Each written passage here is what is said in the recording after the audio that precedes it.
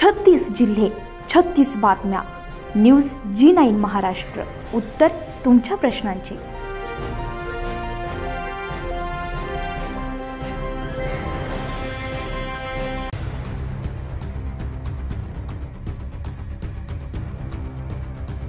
नाशिक शहरातील जुने commissioner office, Canada corner येथील ख्रिश्चन मिशनरी बांधवांचे पिढ्यानपिढ्या वास्तव्य असून पण शहरातील मध्यवस्ती असलेल्या या जागांवर स्वतःच्या फायद्यांसाठी 48 बिल्डरांनी या गरीब कुटुंबांच्या जागेवर ताबा घेण्याचा प्रयत्न केला, पण महसूल मंत्रालयानं 15 ऑक्टोबर 2024 रोजी आदेश काढून या जागेवर ताबा घेणाऱ्या बांधकाम व्यावसायिकांची नावे कट करून अनधिकृतपणे खरेदी केलेल्या जागांवर कायद्यानं बंदी घातली. तरी सुद्धा महसूल मंत्रालय यांच्या आदेशांचे उल्लंघन करून काही बिल्डर्स गुंडांच्या मदतीने येथील घरे जबरदस्तीने खाली करून घेण्यासाठी दमदाटी करून घरातील सामान काढून रस्त्यावर फेकण्यात येते. नुकत्याच घडलेल्या प्रकारामध्ये पिढ्यानपिढ्या राहणाऱ्या सेल्वी शिंदे वय वर्ष 60 या विधुर असून आपला कसाबसा उदरनिर्वाह करताय. त्यांना एकटे बघून एका बांधकाम व्यावसायिकांच्या माणसाकडून धमकी देऊन सेल्वी शिंदे यांच्या घरातील उदरनिर्वाहाच्या वस्तू सामान बाहेर काढलं.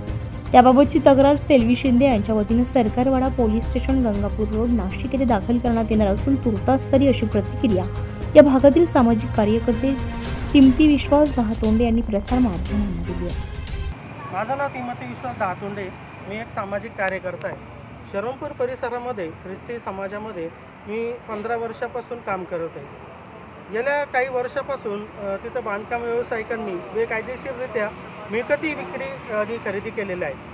ह्या ज्या खरेदी केलेल्या मिळकती आहे तर महसूल वन विभाग पहिला मजला मुख्य इमारत मंत्रालय मुंबई यांनी दिनांक 15 ऑक्टोबर 2024 रोजी कमीत कमी 48 बिल्डरांचे नावं प्रॉपर्टी कार्डवरून मिळकत पत्रिकेवरून कमी करण्याचे आदेश दिलेले. ही आदेशची कॉपी आहे. जरी त्यांनी खरेदी केलेली असेल ट्रस्टकडून, पण ही मिळकत जी आहे ती समाजाची आहे आणि महसूल विभागाने हा खूप छान न्याय दिलेला आहे ख्रिस्ती समाजाच्या बाजूने. आणि असं असतानाही हे असे खरेदी खत पोलीस स्टेशनला येऊन दाखवतात आणि आमची मिळकत आहे असा ख्रिश्चन समाजावर दबाव आणतात आणि एक विधवा बाईला घरातून बाहेर काढण्याचा प्रयत्न करतात आणि असा बनाव करतात की जसं आम्ही त्यांच्या माणसांचं सामान बाहेर काढतोय आणि पोलीस स्टेशनला येऊन अशा खोट्या नाट्या कंप्लेंटी देण्याचा प्रयत्न ते करतात.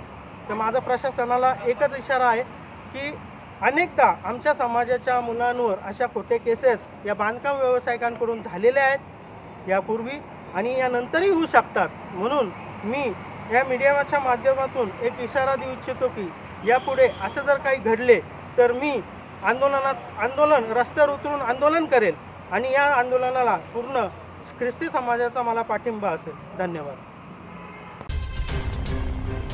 न्यूज G9 महाराष्ट्रासाठी क्राईम रिपोर्टर राशीद मुलतानी, नाशिक.